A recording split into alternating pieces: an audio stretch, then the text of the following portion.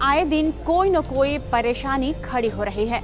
हाल तक केरल से सांसद और पार्टी के वरिष्ठ नेता शशि थरूर एनडीए सरकार की नीतियों की तारीफ को लेकर सुर्खियों में रहे हैं और अब पार्टी के एक और वरिष्ठ नेता दिग्विजय सिंह आरएसएस और बीजेपी की तारीफ करने लगे हैं।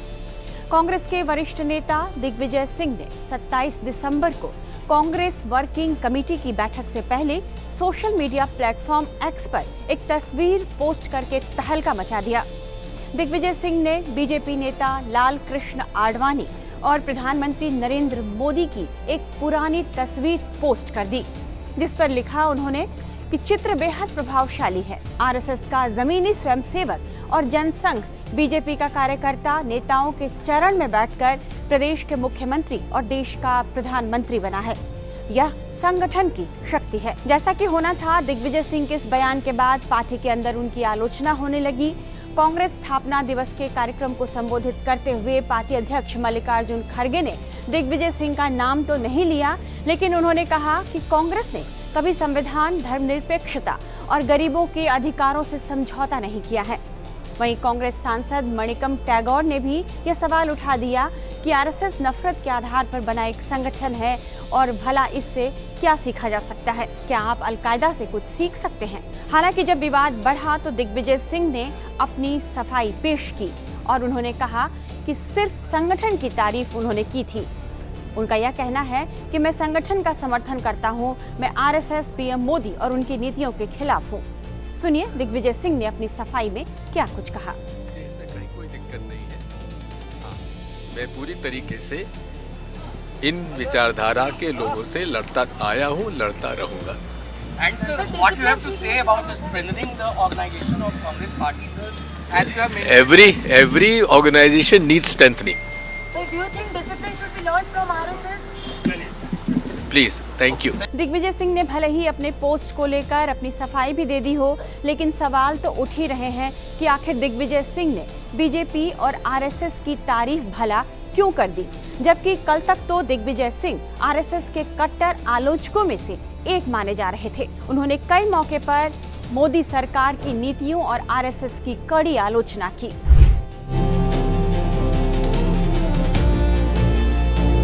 ऐसे में माना जा रहा है कि दिग्विजय सिंह ने इस पोस्ट के बहाने कांग्रेस के शीर्ष नेतृत्व को पार्टी संगठन में बदलाव करने का एक संदेश दिया है।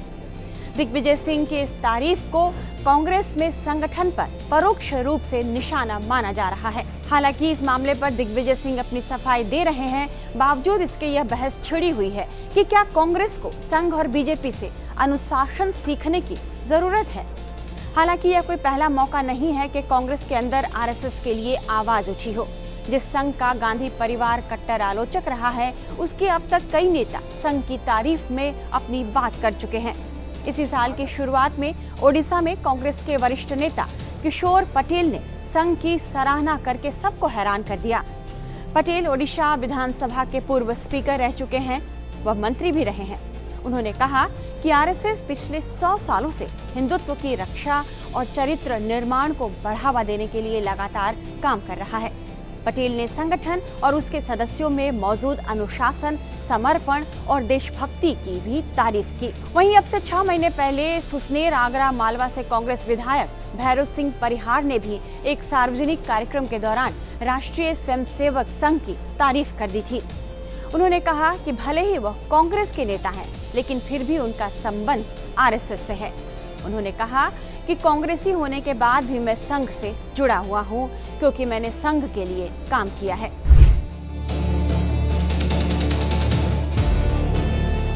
अक्सर संघ के अनुशासन को लेकर चर्चा होती रहती है। कांग्रेस के भीतर भी संघ के विरोधी भी इस संगठन के अनुशासन की तारीफ करते थकते नहीं हैं।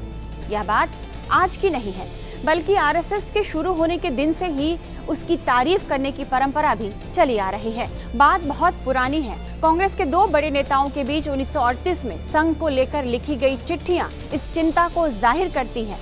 एक किताब में इस बात का जिक्र किया गया है कि 30 अक्टूबर 1938 को कांग्रेस के तब के राष्ट्रीय अध्यक्ष सुभाष चंद्र बोस ने महाराष्ट्र कांग्रेस के अध्यक्ष शंकर राव देव को एक चिट्ठी लिखी थी, इस चिट्ठी में उन्होंने चिंता जताई थी कि कांग्रेस के मुकाबले में आरएसएस के प्रति छात्रों और नौजवानों का आकर्षण दिनों दिन भला क्यों बढ़ता जा रहा है। बोस ने देव से इसका कारण जानना चाहा था। उनकी अपनी सोच यह थी कि इस आकर्षण का कारण संघ का अनुशासन, उसका यूनिफॉर्म और परेड है। लेकिन शंकर राव देव ने 6 नवंबर 1938 को 2 पेज में इस चिट्ठी का जवाब बोस को भेजा। इस जवाब में उन्होंने उन वैचारिक कारणों पर फोकस किया जिन कारणों से संघ के प्रति युवाओं का आकर्षण था। आरएसएस में शुरुआत से ही कार्य पद्धति एक चालुकानुवर्तिक रखी गई, यानी शाखा में संघ चालक और संघ में सरसंघ चालक का आदेश ही सबसे ऊपर रहेगा और उसे ही माना जाएगा। संघ एक ऐसा संगठन है जिसमें अनुशासन को सबसे ज्यादा तवज्जो दी गई है और हर एक कार्यकर्ता उस अनुशासन का पालन अक्षरशः करता है। शायद दिग्विजय सिंह कांग्रेस में भी ऐसा ही अनुशासन लाना चाहते हैं और यही इशारा वे अपने पोस्ट में कर रहे हैं। दिग्विजय सिंह की सलाह पर उनकी पार्टी क्या सोचती है, यह कांग्रेस का अंदरूनी मामला है, लेकिन दिग्विजय सिंह के इस पोस्ट के बाद सियासी गलियारों में एक कोहराम तो जरूर मच गया है कि क्या दिग्विजय सिंह अब बीजेपी में जाने वाले हैं। इस तरह के तमाम एक्सप्लेनर्स और बाकी खबरों के लिए आप बने रहिए टाइम्स नाउ अब भारत के डिजिटल प्लेटफॉर्म के साथ। शब्दावली किसकी क्या है और क्या संदर्भ है, इस पर ध्यान देने की आवश्यकता होती है, क्योंकि दिग्विजय सिंह के बारे में कोई दूर दूर तक ऐसा तो नहीं सोच सकता कि वो जो भी कहेंगे वो कांग्रेस पार्टी के हित में नहीं होगा या कांग्रेस पार्टी के जो विचारधारा है उससे कहीं हट कर वो बात करेंगे। वो एक स्तंभ हैं कांग्रेस पार्टी के, और अगर उन्होंने कोई विशेष भाषा का प्रयोग किया है तो समझना चाहिए कि उनका संदर्भ क्या था, उनका निशाना क्या था, वो करना क्या चाह रहे थे। कहना उनका ये है कि हमको जो कुछ भी करना है, जो भी हम कदम उठाएं, वो आज देश की मजबूती के लिए और कांग्रेस पार्टी की मजबूती के लिए हम उठाएं। यही संदेश था उनका, और ये संदेश अगर लोगों को नहीं समझ में आया है तो लोग क्या समझेंगे, कुछ भी नहीं समझ पाएंगे अगर इतना नहीं समझ सकते हैं। और हर एक का एक विचार होता है, हर एक प्रभावी एक अनुभवी नेता का एक विचार होता है कि हमको जो आज करना, जो चुनौतियां हमारे सामने है, वो हम कैसे करेंगे, इस रेस में, इस दौड़ में हम आगे कैसे पहुंचेंगे, हम अपनी पार्टी को फिर वहां तक कैसे पहुंचाएंगे जहां एक बार फिर परचम हमारे हाथ में आए। तो उस विचारधारा को आपके सामने प्रस्तुत करते हुए उनकी छवि और उनका जो राजनीतिक किरदार है उस पर प्रश्न लगाना तो मैं समझता हूं कि बहुत अनुचित है। ऐसा होना नहीं चाहिए, नहीं तो फिर डेमोक्रेसी में, लोकतंत्र में हम एक दूसरे से बात ही नहीं कभी कर पाएंगे। एक महत्वपूर्ण